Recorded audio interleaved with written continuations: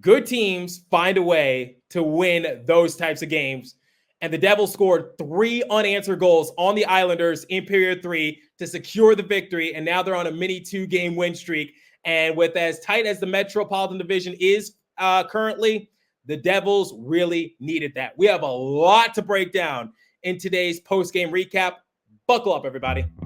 You're Locked On Devils, your daily podcast on the New Jersey Devils. Part of the Locked On Podcast Network, your team every day.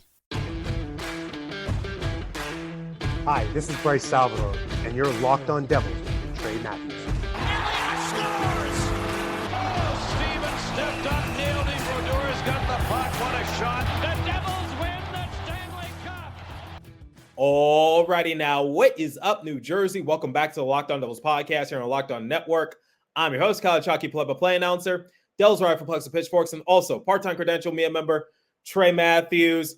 This game, man, it just capped off as to what's been a very hectic day in the NHL. So first, we saw the reports that Corey Perry was essentially fired by the Chicago Blackhawks, apparently for some bad team conduct. And no, I don't believe the rumors for a second. I think there's something else, but people will just try to put all sorts of things out on the internet. And speaking of the Blackhawks, former Blackhawks legend Patrick Kane signed a 1-year deal with the Detroit Red Wings.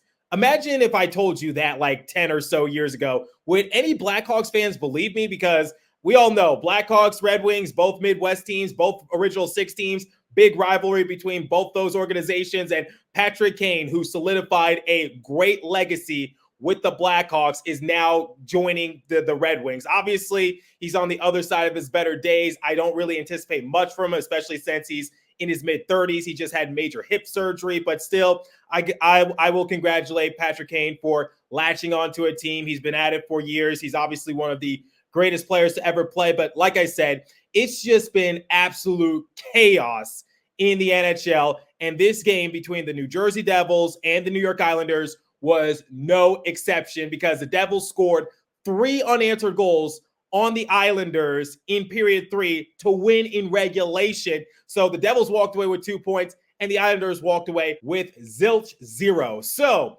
in today's episode, to start off with segment 1, I will give you guys my initial thoughts of the game because yes, the game was exciting, but I think we need to highlight some other factors into it because I think it's quite clear that Vitek Vanecek and his confidence is pretty much out the door. So until he regains that confidence and that trust in himself, I think Akira has to be the go-to guy going forward. And quite honestly, he should have started in the first place against the Islanders. Then in the second segment, I have a lot of players to highlight because I saw a lot of great things from a lot of different players. And obviously I'll do my 3 stars of the game. And then to round it all off, like I do with every post-game recap, I will compare the stats and give the Devils a letter grade. So my initial thoughts to the game. So the good news is you guys know that I am very passionate about the Devils. I love doing what I do. I love traveling to the Prudential Center to cover the Devils. I love traveling to other NHL arenas to cover the Devils, which, by the way, I have something else in the works, and it involves me going to Seattle within a week or two. So just a little hint and keep your ears out. But anyway, I digress. You just know that I am passionate about the Devils. I absolutely love this team. I love how it's constructed. I love the assets on the roster. And remember a few weeks ago after the Devils had lost to the New York Rangers in heartbreaking fashion because they blew a lead yet again, and Jack Hughes told the media that good teams find a way to win those games and the Devils weren't really at that point yet. Well, I think it's safe to say the Devils found a way to win because they were down 4-2 going into the final period of regulation. Obviously, they had some luck on their side, but they capitalized on the chances that were presented to them.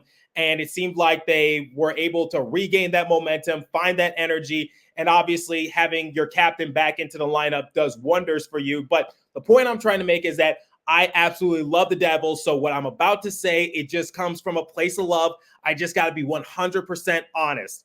That was not the Devils' best performance because going into the game, my main talking point was do not regress. And unfortunately, I saw a lot of the mistakes that the Devils have been making throughout the course of this year. And we're about a quarter way done with the season. So the Devils still have bad defensive lapses.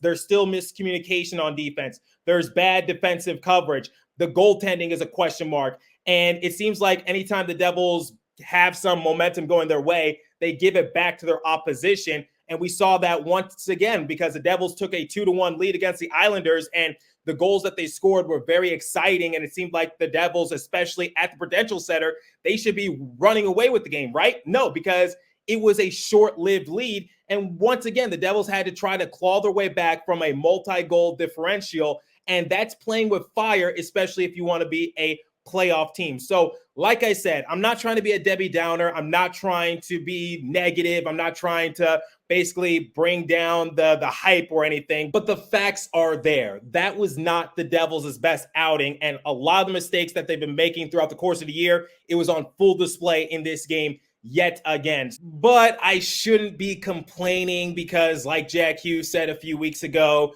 good teams find a way to win those types of games, and the Devils were able to win that type of game because they had the lead, they lost it. It seemed like all hope was lost, but they clawed their way back and they won in regulation. They walked away with the 2 points, and the Islanders have nothing to show for it despite having it in the palm of their hands. So I really shouldn't be complaining about it because a win is a win, but still, I just had to point out some of the flaws I still saw in this game.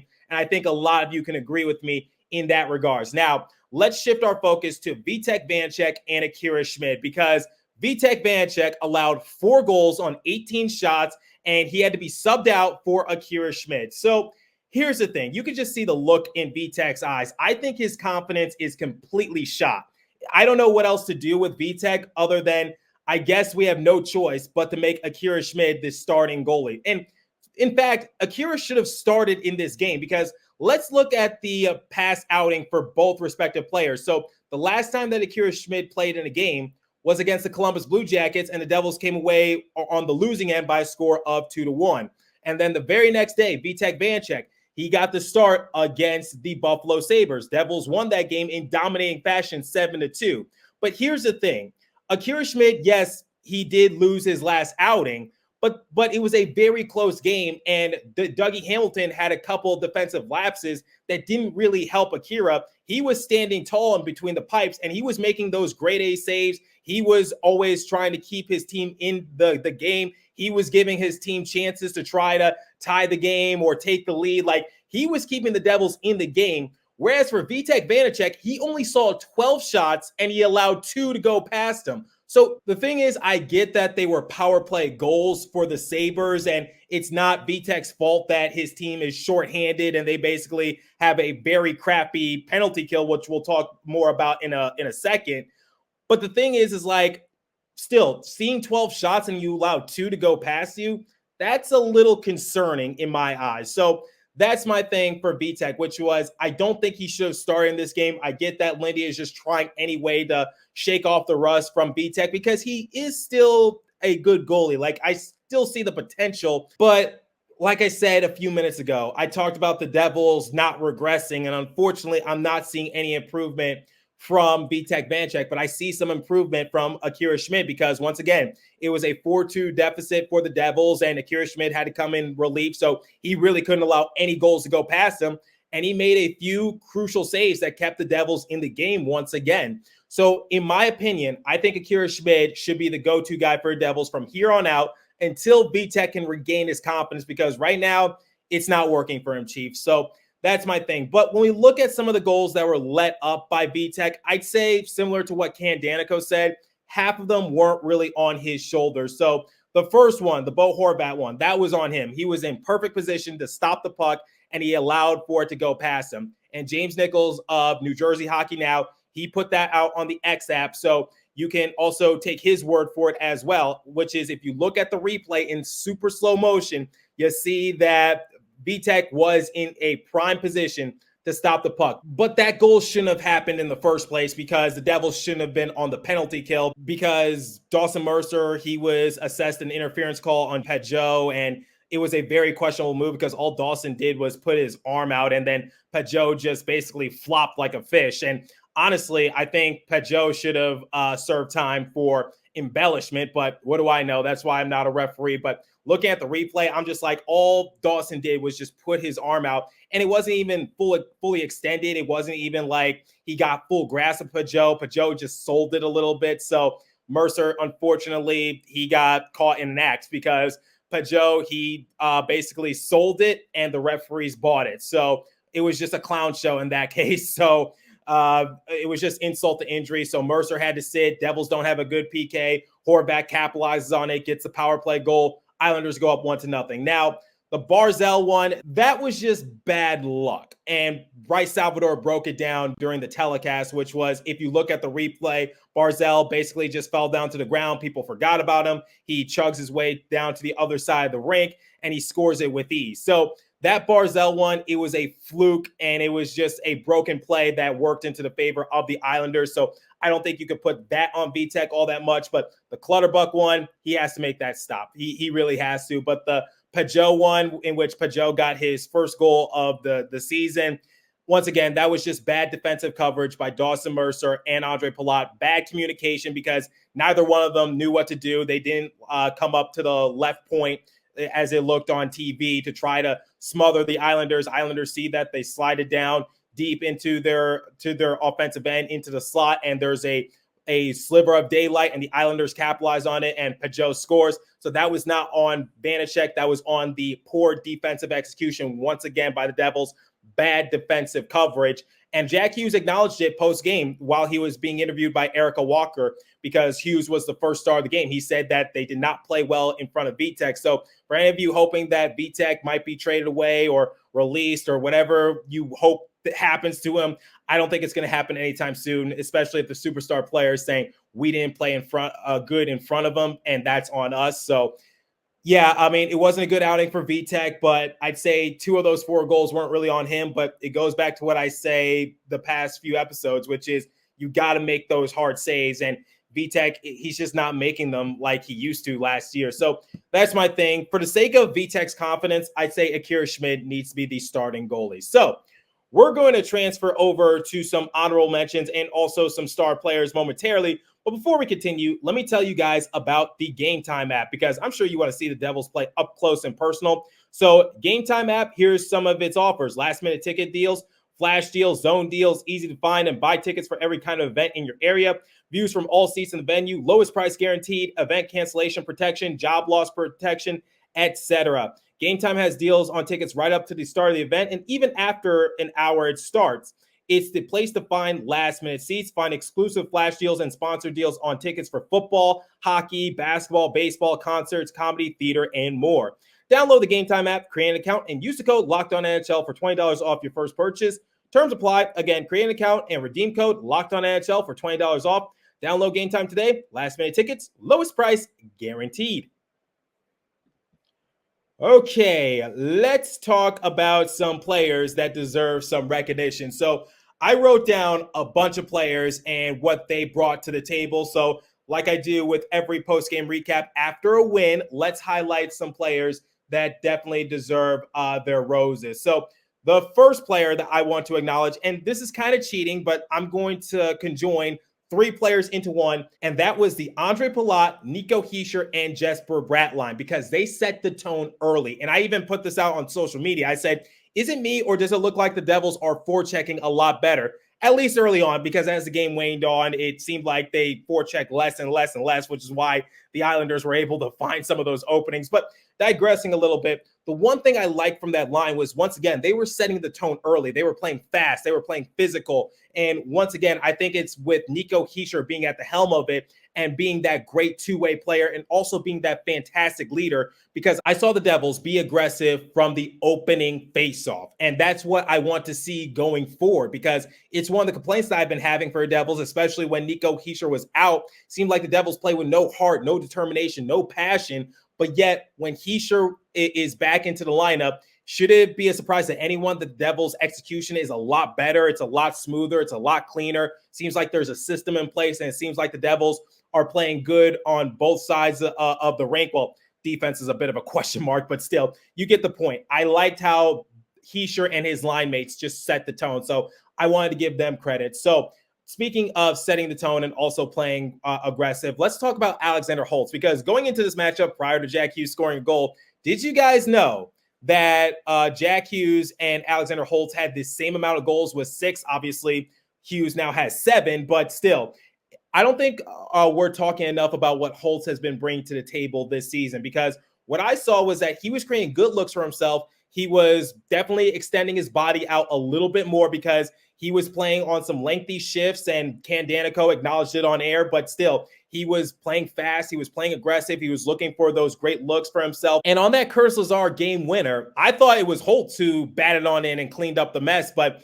looking at the replay, once again, Holtz was in a good spot to try to knock it on in, but he didn't need to. And it went right past the goal line, and Lazar walked home the hero. But still, I like the position that Holtz was in because he could have easily cleaned up the mess if Lazar had missed that puck. So the one thing I've been seeing from Holtz, especially these last few games, it seems like he's putting himself into a good position to succeed, and that's definitely what I want to look for going forward. Now, Michael McLeod, he had 4 goals total last season, and do you know how many goals he has after 20?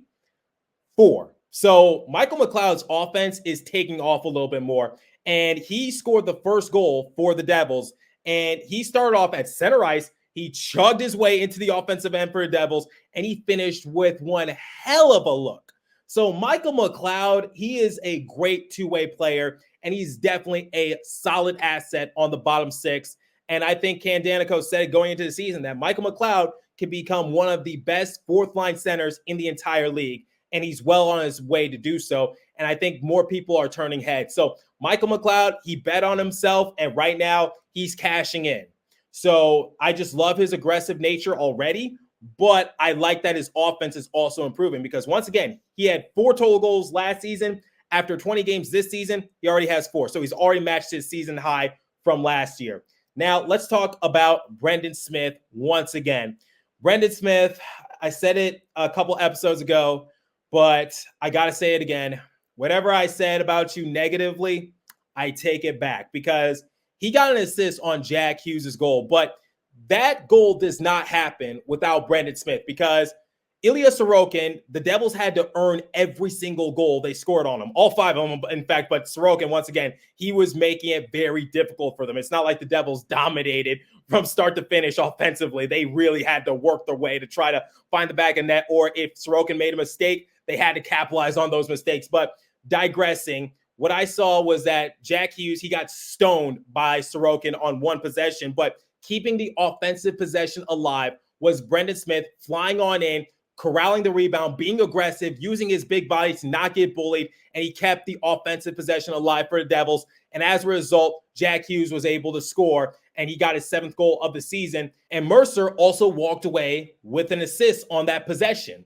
So Brendan Smith was keeping that offensive possession alive for New Jersey, and that's what the Devils needed to try to get back into the game because they were down 4-2. They needed that big-time goal, and it came from Jack Hughes, but that big-time play does not happen without a big-time effort from Brendan Smith. And also, Brendan Smith converted from a forward to a defenseman in this game because, unfortunately, the Devils got hit with the injury bug once again. Dougie Hamilton, he did not suit up in the 3rd period. Unfortunately, he's dealing with an upper body injury. That's all Lindy Ruff said. He said that Hamilton couldn't continue in the game. So I'll give you guys an update once I get more information on that matter. But still, he was playing good defensively as well. He was being aggressive. He was not slow. He was winning some of those 50-50 battles in the corner. I loved what I saw from Brendan Smith. And I know that's probably one of the reasons why Lindy Ruff doesn't scratch him because Brendan Smith is one of the few Devils players that plays aggressive from start to finish. And now this is the cherry on top.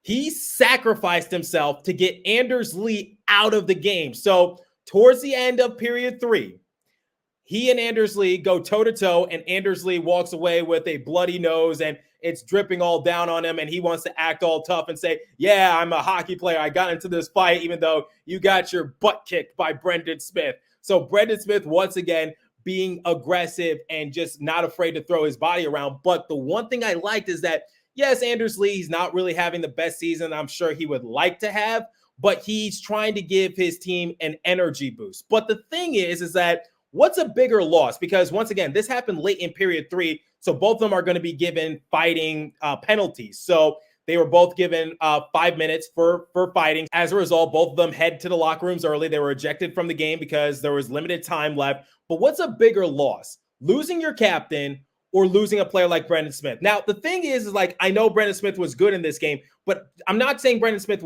is bad or anything, or at least not this episode. I'm just saying, like, what's a bigger loss for both respective teams? Brendan Smith for the Devils or Anders Lee for the Islanders? Because one is a captain and the other is a role player. So Brendan Smith, in my eyes, he sacrificed himself to basically shake up the Islanders a little bit. So Anders Lee heads to the showers early, and Ken Danico even said it on air, which is, I'm sure the Devils will be glad not to see Anders Lee back onto the rink. So that's great for the Devils. That worked out really well for them. And that happened because of Brendan Smith. So I have to give Brendan Smith his credit. And now let's talk about the 3 stars of the game. So my 3rd star, Curtis Lazar, from not suiting up in the previous game against the Buffalo Sabres due to injury to now having a multi-point performance because he got an assist early on the Michael McLeod goal. So Michael McLeod with speed was maneuvering his way from center ice deep into the Devils' offensive end, but Curtis Lazar picked up the assist. So Curtis Lazar making an impact early, and then obviously he got the game-winning goal with 20 seconds remaining in the matchup. Now, here's the thing. That game-winning goal has so much meaning for the Devils because at first I was like, you know what? I don't mind if it goes into OT. Even if the Devils lose this game, they'll walk away with a point. They'll walk away with something. And I think that still can be somewhat significant for them. But then I looked at the Metropolitan Division standings. And at the time of recording, the teams that are still ahead of the Devils are obviously the Rangers and Hurricanes, but Flyers, Capitals, and still the Islanders. So despite the Flyers losing their more recent matchup, they're still ahead of the Devils. Despite the Capitals and Islanders both being on 2-game losing streaks, they are still ahead of the Devils. And the Devils are on a 2-game win streak, and they're still 1 point behind the Capitals and also the Islanders. And the Penguins, they lost their more recent matchup, but they have 21 points on the docket. So I'm just like, the Metro is tight. You need to get those 2 points, and you need to make sure that the Islanders walk away with nothing. So that meant a lot. It meant way more than I think people are going to give credit for. And once again, Lazar, great job from injury to having a multi-point performance. And then the 2nd star, Dawson Mercer. I felt like I didn't give him enough love in the previous episode. He was one of the many goal scorers in the last game against the Sabres. And now he is finished off with back-to-back games with a goal. And once again, he got an assist. So multi-point performance from Merce Dog. And similar to Alexander Holtz and similar to Michael McLeod, seems like Dawson Mercer is looking a lot more comfortable. He's playing with great speed. He's creating good looks for himself. And that 2-on-1 that he had with Jack Hughes, in which he finished off a pretty dime from Jack, that was impressive to see. And that's what gave the Devils a 2-1 lead. And I thought that would be the momentum shift. But obviously, we know what happened. But still, that was impressive from Dawson Mercer. And then the 1st star, Jack the Truth Hughes, 3-point performance. What more can I say from Jack Hughes? He missed 5 games not too long ago, and now he's back to putting up some big point performances for the Devils, especially helping them win these types of games. It was a struggle for the Devils, but they still got the job done. And it starts with their superstar players in Nico setting the tone early with his line mates, and also Jack Hughes just having a multi-point performance, 3 points on the board. So if Jack Hughes can continue to do this, he'll have his name right back in the running for the Hart Trophy. Now, before we compare the stats and give the Devils a letter grade, let me tell you guys about eBay Motors. So passion, drive, and patience. What brings home the winning trophy is also what keeps your ride or die alive. eBay Motors has everything you need to maintain your vehicle and level it up to peak performance, from superchargers, roof racks, exhaust kits, LED headlights, and more. Whether you're into speed, power, or style, eBay Motors has got you covered. With over 122 million parts for your number one ride or die, you'll always find exactly what you're looking for. And with eBay Guaranteed Fit, your part is guaranteed to fit your ride every time or your money back. Because with eBay Motors, you're burning rubber, not cash. With all the parts you need at the prices you want, it's easy to turn your car into the MVP and bring home that win. Keep your ride or die alive at ebaymotors.com. Eligible items only. Exclusions apply. eBay Guaranteed Fit only available to U.S. customers. Okay, let's compare the stats, give the Devils a letter grade, and let's get out of here. So once again, Devils came away with a 5-4 victory. When looking at the shots on goal category, 33-26 in favor of the Devils. They were peppering Sorokin, and they had to earn every single goal they got. So that was definitely a battle for them. Sorokin was stoning them at times, and it seems like the Devils were always getting handcuffed by him, but still, they made it work. They scored 5 goals on Sorokin, and they had to in order to come away with this victory. So I'm glad that the Devils, at least they were playing with speed, because the difference between the Devils and the Islanders, Devils play with speed, Islanders, not so much. Face-off percentage, 58.5% to the Devils, 41.5% to the Islanders. Power play, and I think this was a big turning point for the Devils. Devils went 1 for 4 in their power play. Islanders went 1 for 4. So we talked about the Horvat power play goal, but let's talk about the Devils power play goal, because this was interesting. So Jesper Bratt got called interference against Scott Mayfield. So Devils go shorthanded, but not too long afterwards, like not even a minute, Matt Barzal, he was called for hooking against Kevin Ball. So that makes it 4-on-4. But Simon Holmstrom, he got a tripping against Jack Hughes. So that made it a 4-3 advantage in favor of the Devils. And they could potentially go on the 5-on-3 advantage at one point once Jesper Bratt checked back into the game.